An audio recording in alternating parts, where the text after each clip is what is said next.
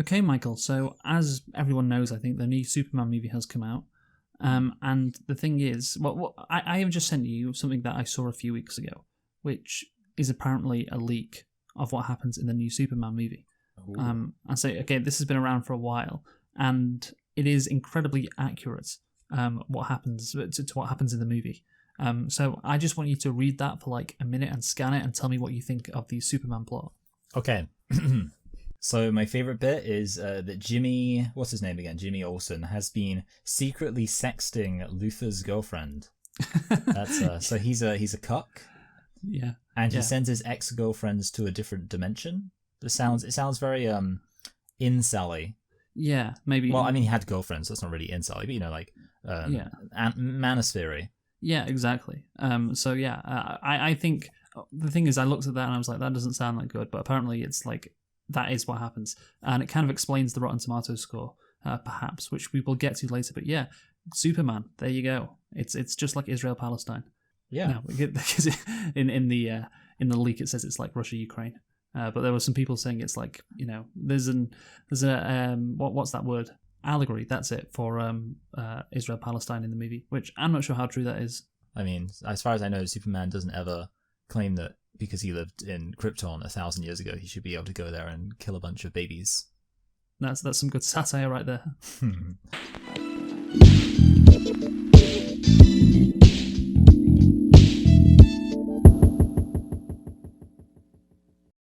Hello and welcome to Select and Reflect, the movie review podcast where we look at films that have come out in the near and distant past, we give them a couple of watches and evaluate them beyond first impressions. I'm your host Michael, and I'm joined as always by my co-host Luke, and this week we are celebrating the 20-year anniversary of the release of Fantastic Four, the first ever one made, or indeed attempted to be made, and of course we're also celebrating the new MCU movie with the introduction of the Fantastic Four to that expansive universe. Fantastic Four First Steps. So Luke, why don't you tell us a thing or two about Fantastic Four? Yeah, sure thing, Michael. So obviously, we have to have a Fantastic Four movie every 10 years now. That is the law. There's no getting around it. There was a Fantastic Four movie as well in 2015. Yeah, Fantastic. Yes, Fantastic, which did not do well. Somehow it was worse than the 2005 one. And let's see if the 2025 one continues that trend. It probably will. It's like the Jurassic Park sequels. Each one is worse than the last somehow. But no, I don't think it's possible to get worse than the 2015 one, considering all the issues that happened with that one. But yeah, it's funny because last time we reviewed Elektra, didn't we? Yeah. We reviewed a lot a bad early 2000s movies, and I hate you. Yeah, well, superhero movies specifically. Yeah. But in Elektra, I made this comment about how, because there's these treasures that are like motherless, like women who are very good at ninja skills and shit. And it was meant to be this big thing, but actually like there's 3 of them in the movie, and it's like, well, there's a treasure that comes once every 10 years, and now I'm like, oh yeah, the perfect comparison is Fantastic Four movies, like literally. When we do treasure them.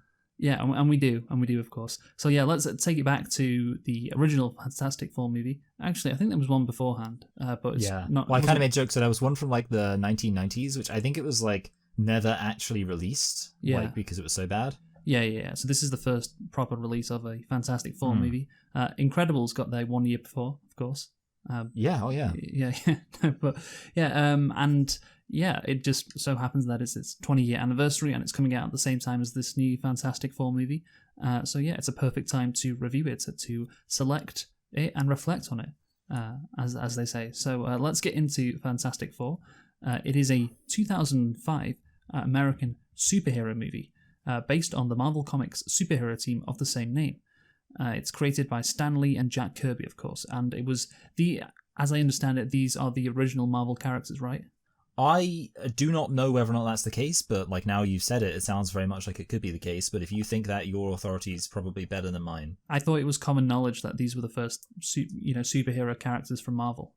I would say it may be common knowledge amongst nerds, but amongst alpha males like myself, I just think they're fucking stupid and forget everything. To be honest. Oh, I just don't think I've ever even heard that. I don't know. Like I don't know when I would have heard of it. Why do you think they're setting this movie back in the 60s? Well, I actually didn't know that they were setting, presumably, have Fantastic you- Four First Steps in the 60s. Have you not even seen the fucking trailer for the movie? I have not seen the trailer for What do you do? How do you like? You're interested in movies. How have you not seen like a trailer or at least like an image from the from the new Fantastic Four movie? I think it's because most of my Twitter is filled up with people calling out Israel's actions in Gaza. Whenever I go onto Twitter, It's actually filled up with fucking weirdos obsessed with trans people. You know what? That's Actually, it's what's filled up really weird is that it's not. Like, for some reason, I don't know exactly what's happened there, but for some reason, it's flipped. October 7th, suddenly it just totally switched. It's bizarre. But anyway, the point is, there's no room for Fantastic Four. In what? In your life? In my life. Okay, well, it's set in the 60s. Well, you know what the title is, right? It's Fantastic Four, First Step. So yes, okay. Yeah. Based on that, yeah, that does make sense. Yeah. Okay. You know what? Yeah. I believe you, but Yeah, I only like would work that out now based on that title. Apart from that, to be honest, like if you were to ask me just immediately, like, hey Michael, what was the first superhero come up with by the Marvel boys? I would have said Spider-Man because he's the most famous guy. But yeah, I suppose you don't start off with the most famous guy, do you? No. Okay. Here's another question. Again, I assumed you would know this. Who's playing Reed Richards? Oh my goodness, that's a really fun question because I was literally thinking to myself as I was watching this movie, isn't it strange that I don't know who's playing Reed Richards? Like, he's the main character. I know I know who Michael Chiklis is. I know who Jessica Alba is. Well, no. Sorry. I'm talking about from the 2025 movie. Yeah. Sorry. Okay, sorry. That's okay. I do know this one. But actually, the funny thing is, I don't think I know anyone else in this movie. Pedro Pascal is playing Mr. Fantastic. There you go. What's interesting is I don't think I know anyone who's playing. Is Susan Storm? Is she black now? No, they're all white. Yeah. Because really? Again, wow. Hence the setting in the 1960s. That makes sense. Yeah, I think it'd be weird if there was a black character because then I don't think they could be astronauts back in the 60s. I think have you ever seen the movie Hidden Figures? Yeah, but they weren't astronauts. Yeah, I know. Yeah. At least I hope they have a black assistant. Yeah, no, maybe. Honestly, there's a good chance of that happening. That the funny thing about Hidden Figures, maybe you've heard this joke before, it's just one letter off being incredibly racist. I know, yeah. Yeah, you know that. All right. Anyway, let's get back to the 2005 Fantastic Four. Obviously the 2015 one had a black Johnny Storm. But yeah. Thankfully, and that's why it was bad. Yeah, thankfully in Trump's America, all the Fantastic Four are white. Even though Ben Grimm is whatever color he is, Orange, which I guess Trump is down for. Yeah. Here's the thing though. Yeah, the other people in the Fantastic Four movie are not like famous. They spent all their budget on Pedro Pascal. Oh wait, I know. Vanessa Kirby. Yeah. Oh yeah, you do know her, but she's like not like Pedro Pascal famous. Yeah, I just remember her as the woman who I don't know. I think she made Napoleon eat her stank ass pussy. Yeah, that's what happened. Anyway, so let us get into, we've already kind of started with the Fantastic Four 2005 film. Again, it's incredible. Yet you haven't seen anything from the 2025 film to indicate it's set in the 60s, but whatever. We'll move on. The movie is directed by Tim Story, which is quite ironic because there wasn't a story in this one. Yeah. Written by Mark Frost and Michael France, based on Fantastic Four. Anyway, it stars, and this is Reed Richards. You won't know how to pronounce this name, and you probably won't know who he is. It's like Ion Gruffudd. Is he Welsh? Yes, that has to be a Welsh name. Yes, like Ion Gruffudd. There you go. That's good. That's how you say it. Jessica Alba, who's not very Welsh. Chris Evans. Which is a Welsh surname, honestly, Evans, isn't it? Yeah. Michael Chiklis, and he is because he's the thing. He's probably dickless, isn't he?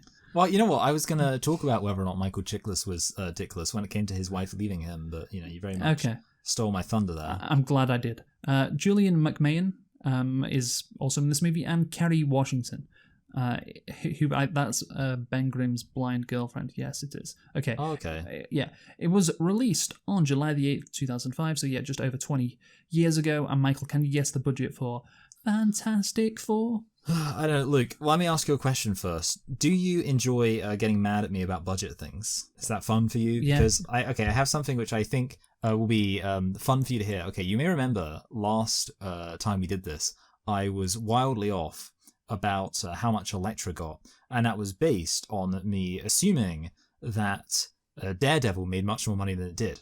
Now, because you're already so annoyed at me, I didn't want to tell you the reason why I did that, because I knew it would make you even more annoyed. But now I think there's been enough distance that I can tell you. Okay. The reason is because you said, oh, Elektra, isn't it weird she starred in this terrible movie, but then she also starred in a movie that made $1 billion. Now, I, of course, later realized, oh, yeah, she starred in, Deadpool vs. Wolverine or whatever it was called. That movie made $1 billion. But what I thought at the time when I heard you say that was, oh, wow, really? Daredevil made $1 billion? That's bizarre. I wouldn't have thought it made that much, but Luke did just say that Elektra starred in a movie that made $1 billion. So I guess Daredevil made $1 billion. And that's why I guess so high for Elektra.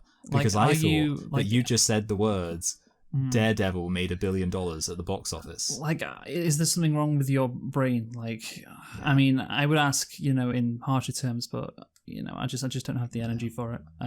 Yeah. That was my plan, because I knew that if I said it now, you would be enough removed from the situation, you wouldn't be able to get as mad. Whereas if I had, in the midst of you already being baffled by me having said Elektra made so much money, did you know it? Did you know that Elektra appeared in Daredevil and Wolverine? Oh, sorry, no, Deadpool, Wolverine. For some reason, I did. Now I don't know why I did, but because maybe you watched a very popular movie. You know what? I haven't seen... Okay, here's the thing. I did catch up with some of my Marvel's movies, but I did that before Daredevil, before whatever it's fucking called, Deadpool, before then. And then I was like, yeah, that's it, I've caught up. It's come out a year ago. There's plenty of time to have watched it. Yeah, the thing is with me and Marvel right now, I'm kind of like catching up like every 5 years. Okay, right. Okay, well that's crazy. It's stupid, but whatever. Let's go. Okay, yes. back to so yeah. how much money did this film make? Well, I do know that there was a sequel, Rise of the Silver Surfer. Again, it's the budget. So no, sorry, I'm just thinking. Therefore, the budget. Oh, sorry, that was there's another Duke moment. Yeah, we're now on 3 for the episode. So it has a lot of CGI. I don't know how much a movie would typically have been. I'm gonna go for 50 million. Okay, that was close to what Elektra was last week, if you remember. Elektra was 43 million. Now, I think this movie should have cost more than Elektra, because it has more going on. So here's a little tip for you. Why don't you guess more than 43? Well, quite significantly more, since you just said you think it would cost more. Yeah. So I'm going to say, and maybe this isn't even enough more, but I was going to say 80 million. Yeah, good guess. 87 to 100. I think they invested a lot in this movie because, it's the Fantastic Four. It's the original Marvel movie, Yeah, allegedly. Marvel movie. It's the original Marvel characters, Everyone's heard of the Fantastic Four. So yeah, I think they were like, this is going to be a hit. And like you say, it got a sequel. That should help you with the box office total. So what was that? Yes. So the box office total was, I'm going to overshoot it, but I might not, because I've been known to undershoot things. I'm going to say this movie made 450 million. Okay, you have overshot that, but it's not horrendous, I guess. It's 333. Okay, that's nice. And, yeah. So again, so if Silver Surfer then made 333, then they just had to make a third one, they'd have made $1 billion. Yeah, exactly. That's good maths right there. So tell me, Michael, did you like the Fantastic Four? The funny thing about this film is, in some ways, there's not actually a huge amount to hate about it. Because it's kind of bewildering how much of this movie is just like them like hanging out. So I guess the answer is, I don't think this was a good movie, and I think it was lacking in some entertainment value. But I also was... See, I have seen, by the way, Fant4stic, as it's called. And I remember finding that movie like actively annoying. This movie, surprisingly, even though, let's say there was one character who was kind of annoying and obnoxious, actually, I was like, this is kind of dumb and stupid, but I don't hate it, but I certainly don't like it. So the answer is no. I think this movie is just them kind of dicking around a lot of the time. Which in some sense is hard not to respect. Yeah, there isn't really a movie, honestly. It feels kind of like an episode of a TV show. It's kind of scaled down. Of course, Victor Von Doom at the end, he's just like, he's not really doing anything that bad. He's just trying to kill them, which obviously, they don't want to happen. Yeah. But he's not like threatening to end the world or whatever, Yeah, it's very, see, when you said, like, when you were listing like some of the top starring cast, whatever, and one of them was this random blind black woman who I think has like I don't know, did she have more than one scene? Did I just like... She has two. So at the very end of the movie, and of course in the bar. Yeah. Yes. Like the fact that she like warrants a mention kind of shows how like small this story is, and how it does feel like a TV show. I think that's like a good way of describing it. Yeah, it's just very small compared to what you would expect maybe from a $100 million movie. Because just thinking about the movie for a second, like we get right into it straight away.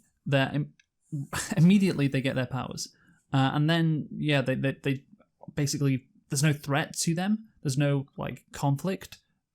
Really, apart from like, oh, they're unhappy with, well, Ben especially is unhappy with his powers, but for like the next like half an hour or 40 minutes in the movie, that there's no real danger. So it's all like character stuff, which isn't really that good. And again, that's why I say a lot of it is just them like dicking around, because like, oh, there's not any stakes, and the characters aren't being developed that well either. So they're just pissing around really. And then at the end there's the big action scene because they got to stop Victor Von Doom because he just appears at the end, because obviously you need that climax. So for me, I didn't really think it was that good, but it's not awful. However, there were some very awful scenes in this movie. There was in particular one scene is just catastrophic, honestly, like everything that went on in that scene, and it's just quite underwhelming, to be honest. But it's still because it's like, because they're just pissing around, and it's not like, to contrast it with Elektra last week, I kind of found Elektra boring. I didn't find this movie boring again, because it's got like a lighter tone than Elektra, but it's still not great. Still quite a poor movie. Like, they were having a gay old time. Yeah, like everyone says. So let us get into the plot now. Oh, nitpicks first. How many do you have? I have 2. Okay, I have 1. You go first. And it's kind of a fake out anyway. But when Ben Grimm wakes up in hospital, it's kind of... No, actually, no, wait, no, ignore me, no, this is a terrible one, I just realized there's a reason why it doesn't work, so just ignore me. Anyway, but I do have 1, though, which is, being invisible wouldn't help the Invisible Woman to sneak past people, because what they say is like, oh, we'll never get past this crowd, which is clearly implying like that people are crowding around. Being invisible doesn't help you there, because the thing that you would have to do there is like push through everyone. I don't, like, ultimately... Whether they can see you or not, it doesn't affect whether you can push through them. So that was the scene I was talking about. So it's lovely. It's just a bit of a. So I'm sorry. So I didn't realize you were gay. So you think that Jessica Alba being naked is bad? Okay, so mine. Well, it's a nitpick, honestly, because we've now done 2 movies in a row with characters appearing in Deadpool v Wolverine. Now of course, Elektra appears in Deadpool and Wolverine. Ah, yes. Which one of these appears in Deadpool Wolverine? So you're saying characters, not actors? Characters. I am going to... Ooh, this is an interesting one, because there's no one I think it would obviously be, actually. It would be weird if it was the Human Torch, because that's Chris Evans. Right. So Michael, you're wrong as always. Like, think about it. You say it'd be weird, but wouldn't it be funny, because he's known for Captain America, if he appeared as the Human Torch? Yeah, I guess it would be quite funny. Yeah, what if like everyone thought, oh, it's Captain America, but then it was this guy, Johnny Storm. Yeah, you see, like if you think about things for like a couple of seconds, then you can get the right answer there. Yeah, because of course Deadpool and Wolverine, it's kind of a comedy movie, isn't it? Yeah, like sometimes it can like kind of parody like the wider MCU. So it'd be fun if like everyone thought, oh yeah, it's Captain America, but it was actually this other character from the shitty early 2000s. So I'm gonna go for The Thing, because I think that's great. I think that Michael Chiklis, like they can make a joke about him being dickless, so I think they probably went for him. Yeah, okay. Chris Evans, by the way, is quite good as Johnny Storm, honestly. Like, he's pretty good. He's much better at being a jerk than he is at being a hero. That's what I say. Yeah. I mean, he's just kind of a decent actor when he tries. But he's not in that many good movies, honestly. Like, when was the last good movie he was in? It was Knives Out, to be honest with you, wasn't it? Oh, yeah, he was in that. Yeah, which is 6 years ago. I can't recall any good movie he's been in since. He was in The Materialist with Dakota Johnson and Pedro Pascal, I believe. I don't know how good that movie is, though. That came out this year. But anyway, let's get into the plot now. During a space voyage, 4 scientists are altered by cosmic rays. Reed Richards gains the ability to stretch his body, Sue Storm can become invisible, Johnny Storm controls fire, and Ben Grimm is turned into a super strong thing. Together, these Fantastic Four must now thwart the evil plans of Doctor Doom and save the world from certain destruction. I think we already kind of mentioned that the final fight is actually pretty low stakes. So. Yeah, yeah, I know. I laughed when I saw that because it's like, well, certain destruction. I mean, I don't know. Like again, we'll get into the whole backstory of, well, not even backstory, like just the fucking motivation of Von Doom. And how there is very little there, again, which is a sign of a bad superhero movie. And there are numerous signs of a bad superhero movie, because it is a bad movie. But yeah, so obviously you have a standard origin story. These heroes coming to terms with their new powers, and at the end they have to beat the bad guy. And yeah, the last 20 minutes, like we have said, just feels kind of tacked on when it comes to beating the bad guy, because the first chunk of the movie isn't about Victor Von Doom, or we have to get past him. It was all about, we're trying to get rid of these powers. We're trying to get rid of these powers. And I was thinking, well, maybe I wasn't thinking, because of course this is a bad movie, so there wouldn't be a payoff. But eventually, they'd come to the realization, like, actually, no, it's good that we have these powers. But there isn't really that moment at the end of the movie. There isn't that, like, epiphany. Yeah. Like, no, we can use these powers for good. There isn't that. The best you have is Ben Grimm on that boat party at the end of the movie, and Reed Richards is like, oh yeah, we can turn you back, Ben. And he's like, nah, I'm fine. And that's basically the payoff to the main conflict which has been going on throughout the whole movie. I guess it's interesting if they delved into it a bit deeper, like, oh, should we give our powers back, or maybe, these powers are good, we can use them for good, because of course Johnny Storm says that at one point, and of course he's saying it kind of glibly because he just likes being cool.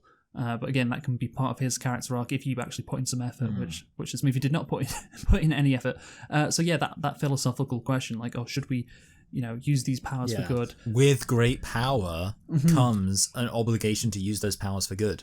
Yeah. But that's the thing, like, Spider-Man can't reverse his powers, can he? But these people apparently can. So should they do that, or should they not? And again, that is an interesting question, which the movie kind of poses, like, in a very shallow level. And the arguments, again, mainly by Johnny Storm as to why they should keep them, again, are very shallow, just because his character is very shallow throughout the movie.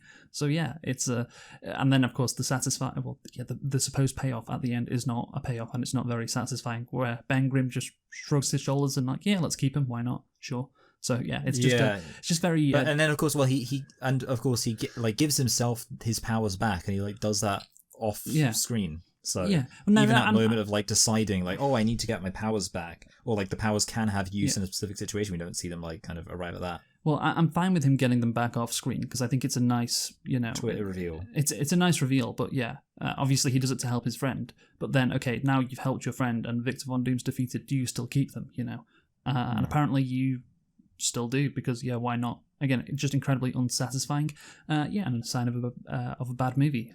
Dr. Reed Richards and Ben Grimm convince Dr. Victor Von Doom, CEO of Von Doom Industries, to allow him access to his space station to test the effects of exposure of clouds of cosmic energy on biological samples.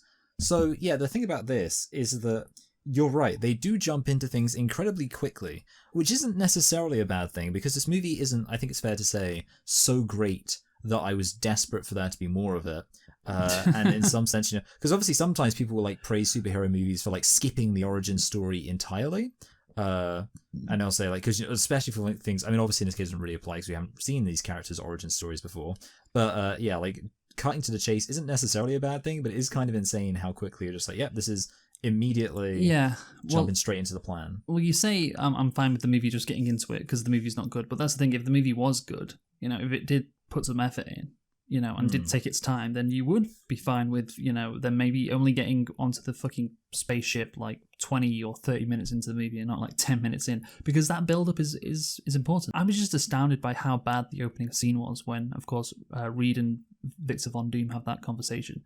I was just like, the lack of context, like the movie just does not give a shit. It's like, the audience doesn't need to know what's going on here, just they've got an agreement and he's going to go up into space. Like, what does Reed Richards actually do? I know he's like a scientist or whatever, but what was his role at NASA? Like, what does he need money for? What was his business? Did he have a business? Because apparently he's broke now.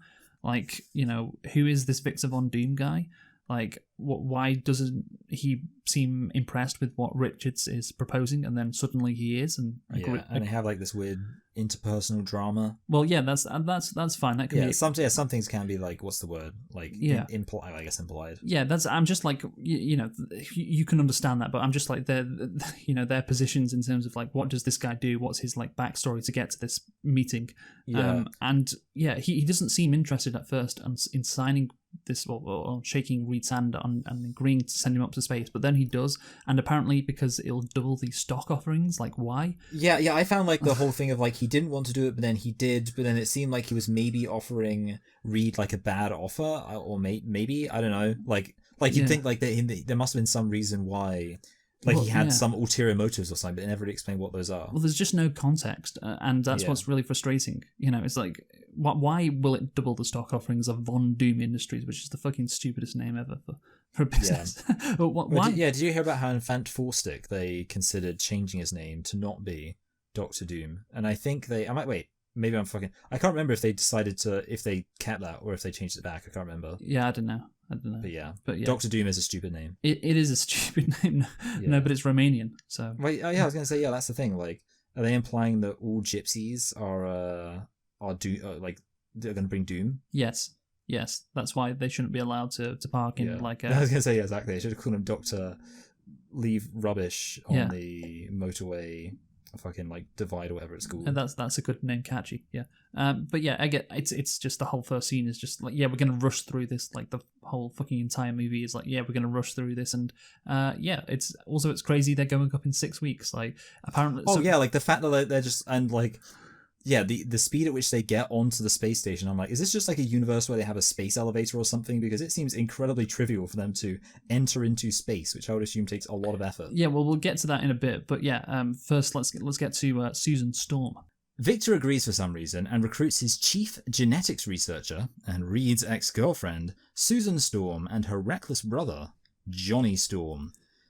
So these are also stupid names. Can we give that a shout out? Yeah. It's kind of weird because like Reed, he's got a pretty normal name. You could say like he's smart and his name's Reed, but whatever. Yeah. Ben Grimm, he's kind of a grim character. Yeah, it's interesting that a lot of them don't have alliterations in their name, but Reed Richards does. Susan Storm does. Victor, of course, does. Victor Von Doom does, if you're counting it at Von. Yeah, well, that's very important, the Von. But yeah, I just think again, it's obvious that these two used to go out with each other, and the movie makes it so clear.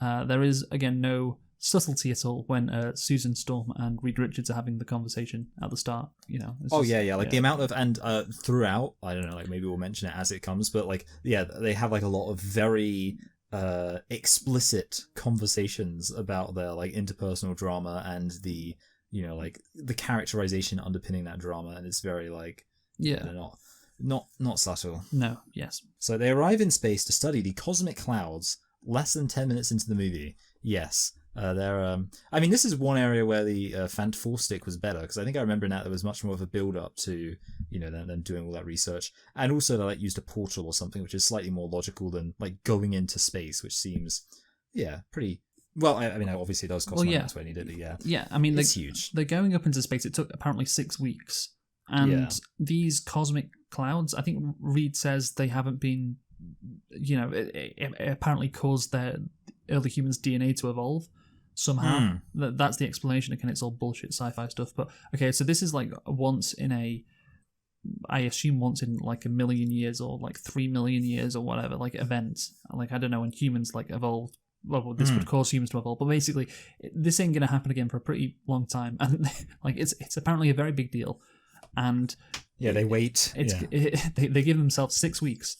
Again, I don't know if it just seems like ridiculous. It just seems so unrealistic. Again, I know it's sci-fi and so much fucking bullshit happens in this movie, but again, if you want people to get invested, at least make it sort of slightly realistic. But nah, we got to get in space right away. And again, it's like it's in 10 minutes we're already there. I was just shocked at the speed. Like this movie does not want any unnecessary like well, in its view, unnecessary like character development or characterization, or like the build up of characters, the build up of relationships. No, we're getting right into it. And yeah, of course, it means it's not that engaging throughout the rest of the movie, because you're with these characters, a lot of the time, and you barely know them before they become, their superhero selves, do you? Yeah, I feel like maybe part of the reason is because like they are so defined by their powers. Because like obviously the contrast would be to someone like Peter Parker, but the thing about him is the Spider-Man powers are kind of just a bonus. Like he's, you already have that core story of like Mary Jane and all that jazz. Whereas with these guys, like I'm guessing that in the comics they never had like a clear, this is their thing, this is like their dramas and their whatevers. So it's kind of like, oh, let's just go. And in that case, honestly, like I think, I would have respected this movie more. I think the movie would probably be better if like it started off with them already having powers, and then it could, because yeah, I'm guessing probably the situation is like, there's nothing really to explore before they get the powers. Yeah, that's what the new one is going to do. Smart. So you already have their powers, but I'd be fine. Again, this is the first time this story has been told in a movie. I'd be fine if again it took them literally half an hour and there was a lot of build up and there was a lot of characterization. And yeah, I think they'd have to like make the science, like they'd have to, which I mean would not be impossible, or even you would hope particularly difficult for like writers. But yeah, they'd have to have like some kind of like, again, I think that is what Fantastic did, where it's like they have this plan and it's like this exciting, kind of like Oppenheimer. Maybe they could have had 3 hours. But yeah, like kind of that thing of like the excitement of coming up with this big project and the drama of that. That would have been good, but again, it would require the movie to put in some effort and hidden figures. Yes, and the effort was lacking yet again. So yeah, let's move on. The cosmic clouds arrive ahead of schedule with no build up at all. Reed, Susan, and Johnny leave the shielded station to rescue Ben. The storm breaks through the station and strikes the four, and gives them all very different and unique powers somehow. Yeah, so there's a lot going on here. Very quickly. It is really interesting. Like I was like, it's so interesting considering how much of this or like this operation just fell into place, that they somehow like. It's just really funny to me to imagine like that a cosmic radiation thing or whatever is arriving early. Yeah, like that. It's like what's next?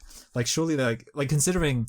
Like when you think about like sending stuff into space, if you're like a few seconds off, I feel like you probably end up missing your like slingshot maneuver and just flying in space for eternity. I feel like getting things accurate with timing and tracking this stuff is quite important. Yeah, so this cosmic cloud, whatever the fuck it is, apparently it, there's a big difference between 7 hours and 7 minutes. So I don't know how, because it's just what would pull it that quickly towards the Earth. Like there's no fucking wind in space.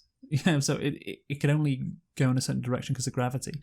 And surely like the sun or the Earth isn't going to get that much heavier, is it? So I don't know. No. Like Reed, he's a genius, but apparently he did a massive miscalculation. That's the only thing that makes sense. But again, it's just all very stupid. So yeah. Reed is able to stretch like rubber. Oh yes, these are specific powers. Reed is able to stretch like rubber. Susan can become invisible and create force fields. Johnny can engulf himself in fire. And Ben is transformed into a large rock-based creature with superhuman strength and durability. So obviously we need to point out what is really important here. You've already mentioned The Incredibles. Reed does not have a dump truck. And I could not jerk off to this, so I hated it. Yeah, I don't know. Okay, so obviously that it's stupid how they get their powers, and it's weird how they're all so different. But whatever, it's like this is again the first Marvel comic book character, so you can't change any of this. This is sacrilege. So whatever, you have to play the cards you've been dealt. Maybe you could do something different like Fantastic did in terms of how they get their powers, but I don't know. It's always going to be kind of stupid. Just this particular origin story. But yeah, because I don't think like obviously you have teams of superheroes, but I don't think like a team gets all those superpowers at the same time, like at once, like this team does. So that's the difference. But yeah, I don't know why they all get these powers and like, wow, I'm invisible, I can stretch my arms, and oh wow, I can fucking turn on fire. I don't know what you'd say. I can light myself on fire. I can immolate myself. Okay, yes, so we're all just going to leave this medical facility right away. And Ben, like, he turns into this fucking thing, and then he runs off to of his fucking wife. It's weird. If I was him, I know he's just turned into this fucking rock, but I'd be like, oh shit, is there any way this can be reversed, or is this permanent? Like, I'd want to find that out quite quickly instead of just running away and assuming, oh, I'm just going to be like this forever. But yeah, the movie needs the scene of him being screamed at by his wife, and he needs to run away because he needs to go back to New York, because all the characters need to get back to New York somehow, and that's the only way to do it, right? Yeah. I mean, I guess is he supposed to be a scientist, or is he just a? I feel like Victor Doom says he's just a lug. Yeah, he's the muscle of the scientist operation. Yeah, because Reed Richards needs like muscle because he has a very dangerous job. Exactly. Yeah, most of the time. But that's the thing. Like, talk to your two genius science buddies. You know, to say, oh, can they change this? Can you reverse me? Or like talk to the fucking doctors who were there. Like, if you just... and like he could be like a risk of dying. Like, imagine if, like, let's say you were just chilling in a hospital and then suddenly your like skin went really scaly or something and you didn't know what it was, so you decided to run away from the hospital. Yeah, frankly, you deserve to die. Yeah, honestly, yeah, like. Yeah, you deserve what you get. And the fact also that the first thing he's doing is running to his wife, while simultaneously, like, you know, clearly recognizing that that's actually, like, maybe not a good idea. Yeah, it's kind of dumb. It's just very, very dumb. And but again, this movie needs them to get back to New York, so they're in New York.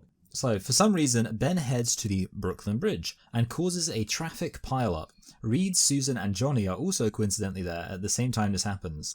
The four use their various powers to contain the damage and save lives. The public cheers them for their efforts, even though they should all be freaked out by what is happening. So yeah, I will say I did enjoy, I mean, it's kind of like, it's so obvious, I guess, but the fact that we have this like little thing that shows them all using their unique powers, like, oh, yeah, like they're like, oh, we've got to set up a situation where, yeah, they all have different things they're doing. Well done. Okay, but it's very contrived, isn't it? How it's set up. And, yes. And also, like, if Ben wasn't there, everything would be fine.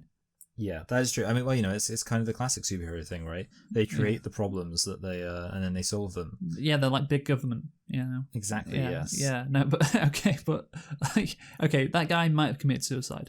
You know, he might have jumped off the bridge, but if you know, that's fine. Like, it's okay. It happens every day. Yeah. You know, it is really funny that he went from wanting to commit suicide to being like scared of someone. I would think, surely, you know, like you're clearly not that scared if you were willing to jump off a bridge. Yeah, no, I know. It's So yeah, I mean that's pretty. Yeah, it's pretty good suicide prevention, scaring someone into wanting to continue to be alive. Yeah, but this is the awful scene, by the way. This is the scene I was talking about. Like the coincidences, the schlockiness of it in general. Yeah. Like, and also it's very cliche, like the whole like all of the police like gathering around Ben. Well, he's like, I'm trying to like it feels like very. I feel like I've seen that scene in many other movies. Yeah, it's just very shit. And of course, you know, the fact that these four people have these superpowers is not just weird to this massive crowd, and apparently superpowers don't exist in this universe, and again, even if they did, you know, they'd be weirded out, but apparently they're not weirded out, they're just cool with it, you know, like somebody can turn invisible, somebody can stretch their arms, and you've got like this big fucking rock guy, and they're all crowding around and just going, ooh, and then like cheering for them after they succeed, and not being like, what the fuck is going on here?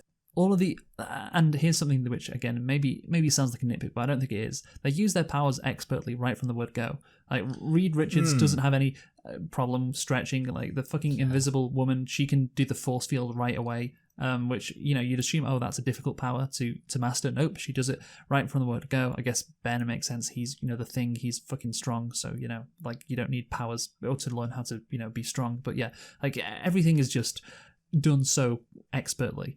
Oh god, the worst fucking bit was when, like, you mentioned before, when Sue has to get through the crowd, even though of course it makes no sense, you know, because like it doesn't matter that she's invisible, you know, like if you can't push past anyone. But yeah, she just goes invisible casually in front of a massive group of people to get through the crowd, and nobody cares. Nobody like screams. It's like, oh holy fucking shit, that woman just went invisible. Nobody fucking cares at all. Yeah, see, I would believe this if it was set in the modern day when everyone's very desensitized to things. But in 2005, there wasn't a phone in sight, just people living in the moment. Yeah, exactly. People were just vibing and living in the moment. Exactly. Nobody fucking cared that someone just went invisible right in front of them. People are like, wait, I can't Vine this? What's the point? Yeah, that's a good reference there. So yeah, it's just a awful scene. Just again, the setup, the coincidences, like how the crowd is meant to react. Why would she even like what? So she can get through the crowd, but apparently Reed can also get through the crowd even though he wasn't invisible. Like, what is the point? Like, it's just all so fucking shit. But then it gets worse somehow. Yes, it does. Ben's fiancée arrives to silently split their engagement, unable to accept him for his condition. Now, I think it's fair to say that the real villain in this movie is the disintegration of the institution of marriage. Yeah. Because... Oh, wait, sorry, fiancé. Okay, well, that's actually, you know, I didn't really... I mean, obviously, because she takes off the engagement ring, which is fair enough, actually. So I suppose, actually, maybe if anything, it shows that she takes marriage very seriously, that she's like, actually, you know what? I don't know if I want to commit to this guy. But again, I do think she should have checked whether Michael Chiklis was dickless. I mean, like, he is apparently made out of literal rock, so it probably wouldn't have been comfortable. But I feel like, on some level... You know, like some of the, you know, we've all seen those women who are dating and even married to guys who, you know, kind of look. I mean, isn't there like a famous celebrity, well, kind of like Beyonce dating Jay-Z, maybe a bit more exaggerated, but you know, like Jay-Z looks a bit. He's not the most handsome guy in the world, so I'm saying racist. I feel like it wouldn't be unlike many other handsome people like Michael B. Jordan and Denzel Washington and Shaq. He's not very handsome, but yeah, basically, I feel like it actually wouldn't be unprecedented for a woman to just be like, okay, whatever. Like, that's my, you know, as an understander of women. Yeah. No, I mean, so what is crazy about this is, like, he's just saved, like... Oh, yeah, that's it. Like, she's lucky there's no social media. She would be so cancelled. He's just saved, like, a fire truck crew, and everyone's applauding him. Again, they really should be freaking out, but whatever. Everyone's applauding him, and then she dramatically decides to end their engagement. She puts it on the floor and walks away, you know? She's such a drama queen, you know? Like, and yeah. It's like she couldn't even hold on to the engagement ring. That's how, like, serious she was. She's like, no. And again, she just fucking assumes, oh yeah, this is permanent. Nothing can be done. Like, it's just without even having a conversation. Yeah, they don't even have a conversation. Like, oh yeah, shit. So you can't reverse this, and literally he can. You know, that happens later. So yeah, it's just wild. Like, she is the most shallow, like, dramatic woman ever, and she somehow appeared. Why is she here on this Brooklyn Bridge as well? Why is she there too? Like, you know, she was fucking scared of him, and now she's coming in to ruin his heroic moment. She just wanted to rush there to break up with him. Yeah, to break up with him. Like, she basically she would have happily distracted him from actively saving the people leading to their deaths. Just as by the way, it's not working out. She wanted to fucking steal the limelight. You know, she was like, oh yeah, everyone's applauding you. No, everyone needs to remember you're fucking horrible, and I hate you, even though we're engaged. So yeah, I'm gonna dramatically break up with you and just fucking shit on you. Yeah, it's Can I point out Michael Chiklis is not that hot anyway. No, like, I think actually if I'd seen, because I'm trying to think what his wife looks like, but no, Michael she's just. Chiklis, I think she's just like an average-looking woman, to be honest. Okay, yeah, but still, the average-looking woman as a straight man, may I say, is pretty hot. So okay, like, right, yeah, basically, yeah. I'm just saying, like, she would, like, Michael Chiklis was probably already punching. So yeah, I mean, yeah, he's, you know, it's insane for a character to be this shallow and, like, do that. It's just insane, truly insane. It's meant to be like a big, like, dramatic, serious moment. It's just fucking insane. So yeah, it's very funny, but also incredibly shit. So yeah, let's move on from this scene. Yeah, Reed vows to a heartbroken Ben to reverse the effects. The media dubs them the Fantastic Four, even though everyone should be freaking out over 4 people having crazy superpowers. So, yeah, I've said that by quite a bit, but I just want to emphasize, like, people should be freaking out in this universe. Like, what the fuck is going on? You wouldn't get, like, a catchy nickname right away, like, oh, look, someone's invisible. Oh, I guess it's the Fantastic Four, you know? Like, why are they celebrities? Why are the government not, like, putting them in, like, vans and, like, testing them? Like, what's going on here? Isn't there a war on terror going on right now? Like, you know. Yeah, well, maybe it's because maybe people just assume they're part of... It would be useful in some way if they had, like, a relationship with the government or, like, you know, some kind of understanding, because then that would explain then you'd be like, okay, that's, like, the easy way to fast track yourself to legitimacy. Yeah, but we don't see that. Yeah. And another solution would be starting off with them already having powers. Okay. I'll tell you what, First Steps is going to be great. Okay, did Johnny Storm show off his superpowers, by the way? You know what? That's a good point, and I was thinking that too, because I said, "Oh, it did," but then I realized I was lying, and this was actually an issue. Yeah, he doesn't do anything with his superpowers, does he? No. So why do they assume he's part of this Fantastic Four? Because what happened to someone? The Thrantastic 3? No, that doesn't work. And then they just logically concluded, well, there must be a fourth one. God, it's such a fucking stupid. Like, why the fuck is there a TV in the recovery tent? Why? Why is there a TV? Like, they're all getting patched up, and why is there a TV there? Why tune to the fucking news like right away? Like, what is going on?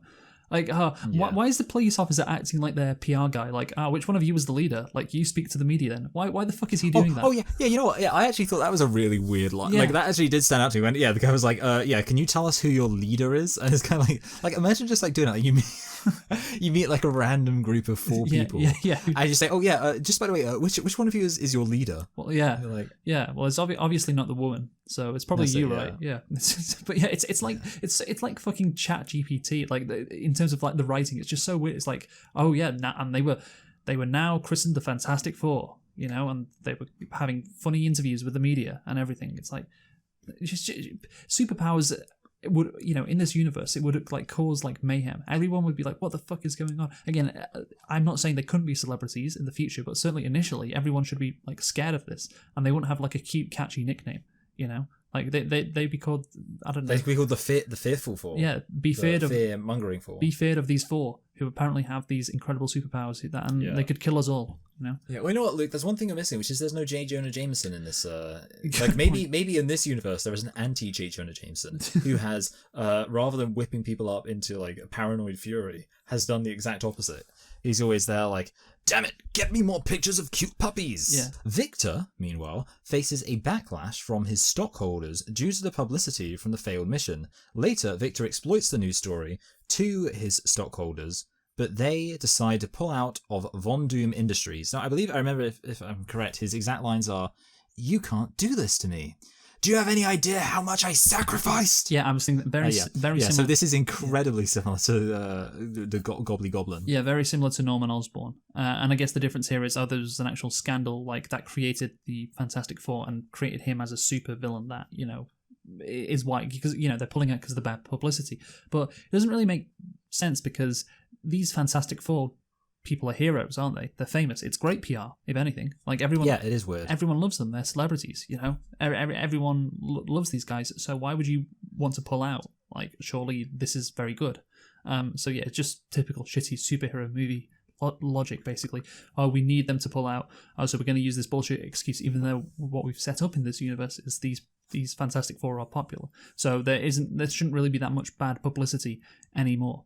No, yeah, absolutely. That's kind of my thoughts as well. Like, it just feels like it bothers me that this is like, no, it's not, is it? Because this is Fox. Okay, so it wasn't even the same studio, but nonetheless, yeah, bothers me that like it's so clear that I was like, oh, you know, we don't have to put any effort into coming up with why this guy does this. We'll just steal from this other movie. Robert Downey Jr. was initially considered for the role of Doom. He would later be cast as the character in the MCU, where he will appear in Avengers Doomsday in 2026. That's so interesting. So is this because he was shooting heroin into his dick at the time? Yeah, or had he moved past that? Yeah, well, if you think about who he is as an actor, he plays charismatic, like, tech, like, billionaires.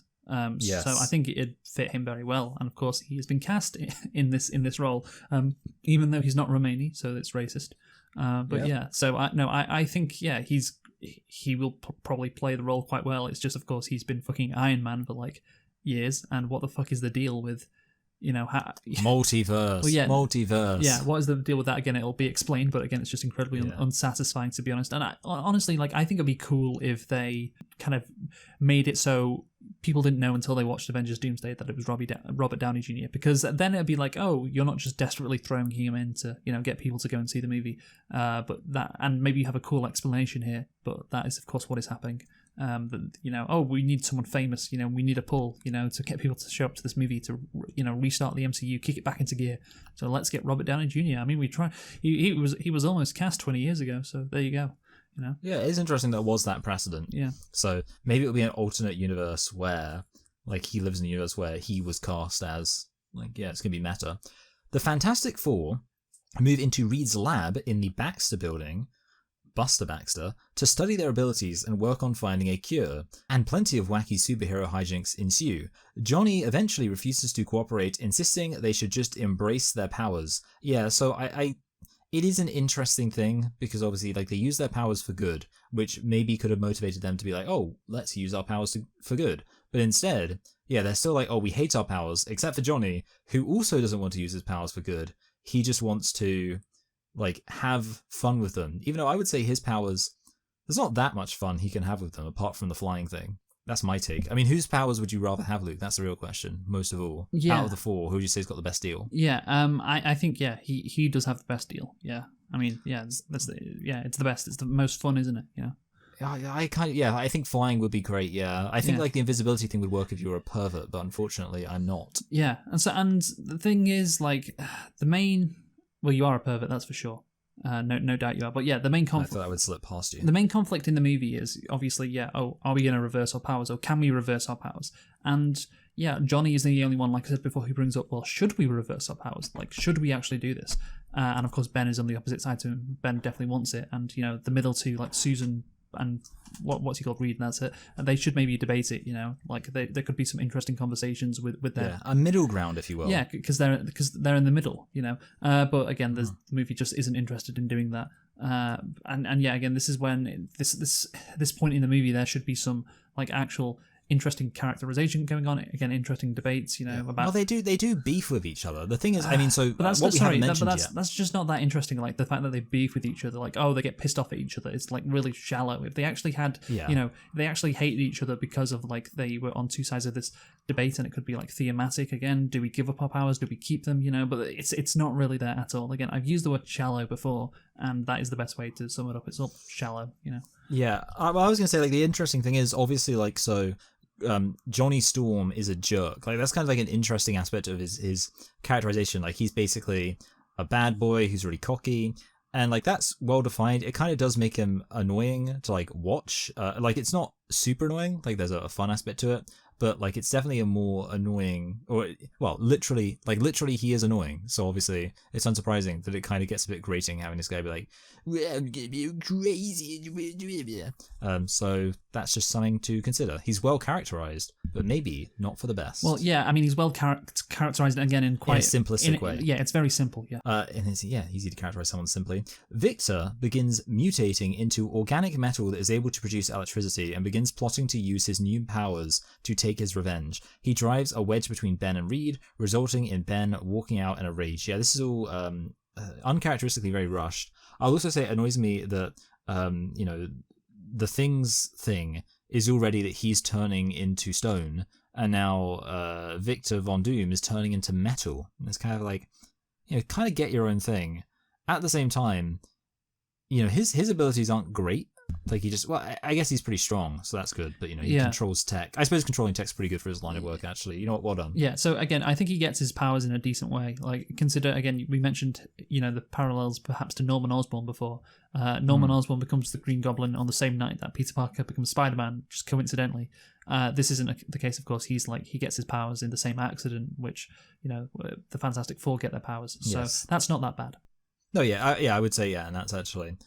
But, I mean, a lot of movies have coincidences. This one, it managed to avoid it, and we do appreciate that. And I mean, it's kind of funny that they take more time like setting up him getting his powers. Like it's almost like that gets more focus. And it's less rushed. Well, yeah, because they cared about him more. It's less rushed because he's not relevant until the last 20 minutes of the movie. So you have to keep reminding the audiences, oh yeah, this guy's in the movie, because so you have to have a scene every now and again with him, just like going to the doctor or looking at himself and be like, oh god, I hate my scar and I don't feel so good, etc. And when he smashes that doctor into the wall, he says, "Back to formula." Yeah, and he throws him. You have to keep having these scenes, so that's why it seems like maybe he's developed a little bit more, because the movie can't just forget about him for like 30 minutes, because that would be really incompetent. But yeah, I also found it funny how easily Ben is manipulated by this guy as well. Oh yeah, like that is really funny. Like that's the problem. You can't really have like, if the plot has to be this guy like tricking them, but he's only got like half an hour left of the movie to do it. It's gonna rely on them having to be pretty stupid. Ben and Reed's arguments. So again. Ben and Reed's argument motivates Reed to attempt the machine on himself, but he cannot generate enough power to push the storm to critical mass. Victor hears this as he somehow has a bunch of secret cameras at Reed's place and can casually break into his apartment anytime he likes, and brings Ben to the lab. Ben is placed in the machine and Victor powers it, turning Ben back to normal and accelerating Victor's condition. Victor knocks the human Ben unconscious and kidnaps Reed. Yeah, so I do kind of like this idea that you can take power from one person and then give that power to someone else. And that kind of makes sense as like a villain thing to do. The villain thing is like he takes someone else's power and that makes him more strong. Well, cool. It's like draining someone's life force. Yeah. Again, it's smart to like try and like make sure that Ben can't fight him. So that's smart. But I don't know why. Okay, so he obviously is mad. He's lost his business or whatever. And I'm not really sure what happens because if he's being bought out, does he not have any shares in his own business? So is he? Yes, exactly. Like why are they able to just steal his money? Well, yeah. So like Norman Osborn is removed as the CEO of his company, but I don't know how profitable Oscorp is. Or how good the shares are. But he says like he's running like $1 billion company. So okay, do you not have any shares in your $1 billion company? You know, like I'm not, obviously he'd be pretty pissed like if he's getting bought out, but surely that's like not a bad thing, you know, because the share prices are going to go up if it's a takeover, you know. Like it's I'm not really sure what the fucking deal is with him losing his company, but basically basically like if you like. Okay, it goes back to the first conversation at the very start of the movie. I don't know why he wanted to help Reed, why he was invested in this fucking thing. You know, why did he agree to Reed's proposal? What's in it for him? You know, like you could double the share price, but why? Because here, right? Yeah, why would he want to double the share price if he doesn't even own any shares? Oh yeah, no, sorry, it's not double it's double the stock offerings, but it's kind of the fucking same thing. The point is like, this is going to be very good for this company, but now like Reed has got this fucking tech, doesn't he? Like he's got this tech that can apparently transform. You know, who knows what it can do? It can transform people and give them powers. You know, like he has it in this fucking lab in his house. So surely that's incredibly valuable, right? So I don't know why you wouldn't like use this tech. Like, I've lost my company, but what we have here is very valuable, and it's some. And again, maybe he was after something like that. You know, when he first invested in Reed and put him up into space. You know, maybe that's what he was interested in then as well. Yeah, that's a good point. Yeah, he's like totally ignoring the whole. Like he's ignoring. He's failing to see the woods from the trees. That's what I would say is my take. Yeah. Again, you have this, like, you're still friends with this guy, supposedly. Like, you're still partners, and you have this tech available to you. Like, why wouldn't you try and do something with it? You know, if you were a true, like, business genius. Yeah. Which, he's unnecessarily adversarial. Well, yeah, exactly. Which is not, and that's probably why he got kicked out of the company. He's probably, pissing everyone off. Yes. Being a dickhead. So let's move on to the fight, yeah. Yes. Victor, now calling himself Doom, he must have been so... I mean, maybe that's why he did all this evil stuff, because he realised what his surname was. And aura farming with his mask, tortures Reed and fires a heat-seeking missile at the Baxter building to kill Johnny, who somehow knows it's a heat-seeking missile. He flies through the city to evade it. Sue battles Doom, but is outmatched. I get taking revenge on Reed, but why does he care that much about the other members of the group? Because like I think the only thing that bothers him is that Reed, and even then, like he's basically mad at Reed for being an idiot. Yeah, which is fine. It's not like Reed chose to wrong him. Yeah, and Reed is correct as well. I mean, maybe he's just incredibly irrational, but Reed is correct. Like, you should have put up the shields. You should have done that, but you chose not to. But yeah, like again, he needs to. And again, like the whole fucking mission, really, it was a success kind of because they proved that the cosmic rays work. So again, whatever the fuck.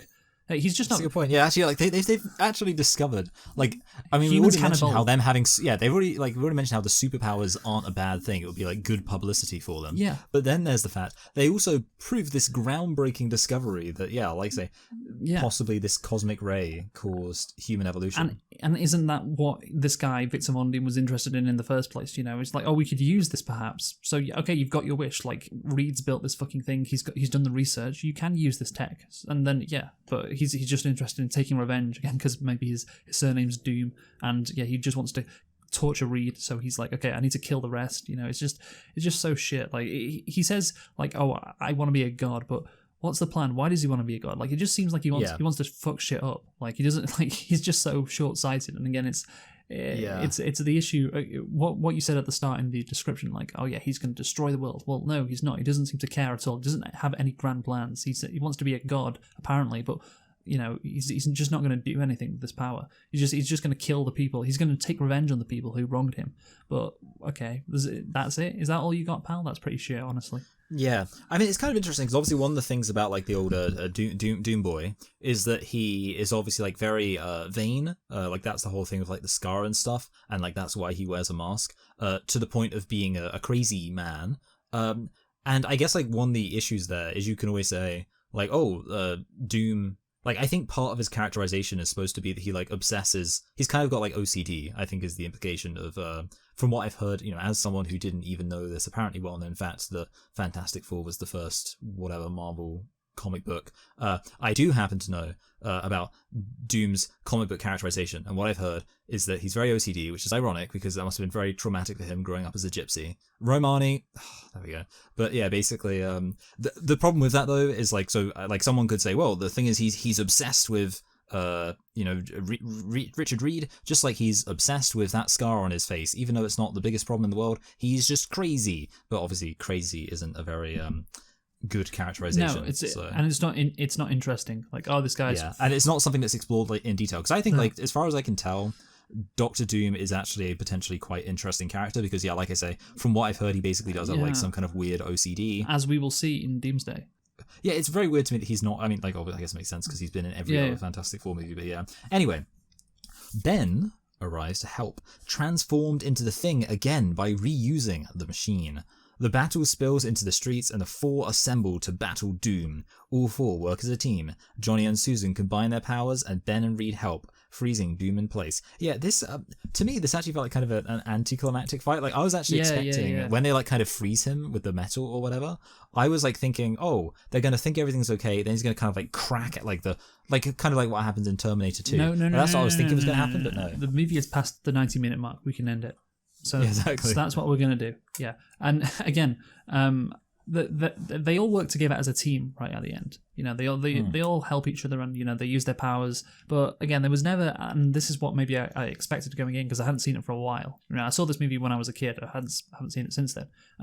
I thought maybe they're all going to work together to help each other, and that's what they do, of course. But that's going to be a thing throughout the entire movie. Like, they're not working together as a team, that they're fractured, and Reed's going to be like, "Come on, guys, we're going to get through this together as a team." And they try to do something, but they fail because like they're fighting or whatever. But then at the end, they all come together as a team, and that's their arc. Together they're stronger. They're the Fantastic Four, not the Fantastic One or two or whatever, simple. But it'd just be a very simple arc. The movie just does not do it because it does not set up the fact that they're not together as a team. So when they act together as a... Yeah, I agree, like it seems like a very obvious thing. Yeah, again, it's an obvious thing to do, and it would make what happens at the end better, make the payoff better, but the movie can't be bothered setting that arc up either. So yeah, it's just kind of unsatisfying in multiple ways at the end of the movie. Also, there's also a crowd in these 2000 superhero movies. Like, there's always a crowd at the end of the movie. I guess. Again, it's because they didn't have the internet back then in 2005. no one had any internet at all. Yeah, I guess it's because back in the day they were fine with paying for extras. Now they don't want to pay any money for extras. Now, because everything has to be fucking optimized and cut to the bones, including CGI, which is why movies look shit compared to what they should look like. And again, I think extras are another casualty of like, we just don't really care about making our movies look that good nowadays. Yeah. Yeah. Efficiency, eh? Yeah. What a jip. Yeah. Ben tells Reed to forget about his experiment with the machine, as he has accepted his condition through his relationship with Alicia Masters. Alicia Masters, a blind artist. The team decides to embrace their roles as superheroes, and Reed proposes to Sue. Meanwhile, a frozen Doom is transported back to his homeland of Latveria. It's such a... I don't think he comes back. Sorry, I was just going to say, it's such a fucking shit name for a country. Because obviously you've just been like, oh yeah. Because of Latvia. Latvia, but make it a bit different. Latveria. Yeah. There we go. I don't know why, like, why can't he just be... Like, this is a fictional universe. Why can't he just be in charge of, like, Montenegro or something? No, because that'd be offensive to the Montenegrin people, That's a good point, yeah. No, but okay, so again, everyone just accepts their conditions and they are going to embrace their roles as superheroes. Again, it's done in a very shitty way, completely unsatisfying, considering this was the whole thing throughout the movie. And they're just like, I guess we'll do it. Obviously, Reed and Sue, they are together, which of course was always going to happen and wasn't that great either. That whole relationship throughout the movie. Yeah, Yeah. that wasn't. Yeah. Yeah, again, it just.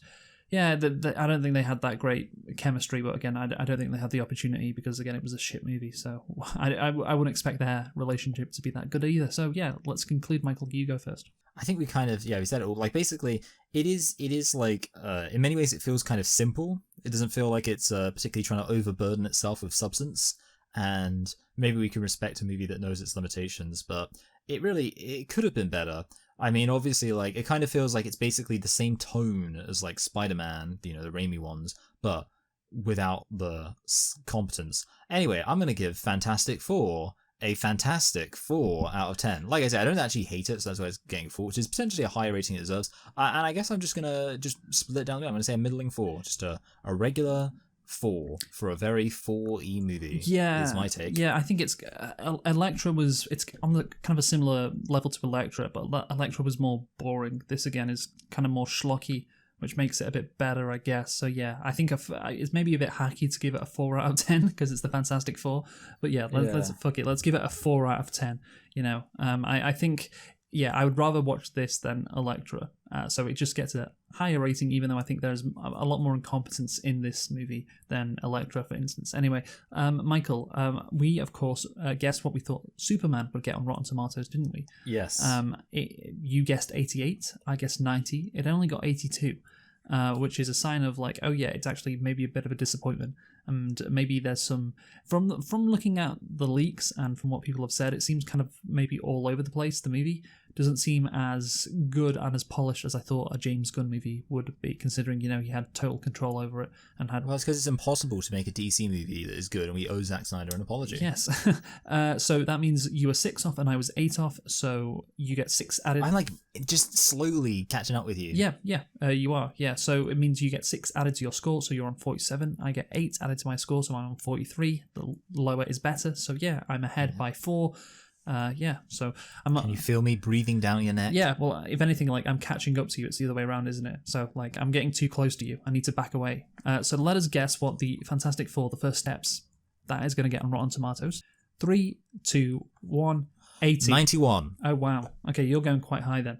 Yeah, I'm trusting that it's going to. Also, I thought I don't think I ever go for odd numbers, so I thought bust out the odd numbers for this baby. Yeah, I'm going to give it an 80 because I think it's going to be. It could be. Oh yeah, I suppose it could. Like MCU can let you down. Yeah, MCU movies haven't had the best track record, and yeah, I think this movie is going to be one where it's going to be good, but maybe a bit of a mess. I did see Kevin Feige made a big deal about. But maybe a bit of a mess. That's being too harsh. Maybe again, not as polished, perhaps again as you would like. And Kevin Feige make a big deal about them using actual real sets. So that's the thing. We're actually not using. You know what? I looked up the director on because on Rotten Tomatoes, and do you know what his lowest rated movie is? What? It's got 39%. Oh, wow. It's called Cutbank. Do you know what his highest rated movie Nope. is? It's also got 39%. Okay, right. Well, that's great. Anyway, so what are we doing next time, Michael? Next time we are looking at, we've looked at Fantastic Four. What's left but to look at Fantastic Jaws? Yeah, we're looking at Jaws for its 50th anniversary. So join us for that. Who've you been, Michael? I've been Michael. I've been like, thanks for listening and goodbye.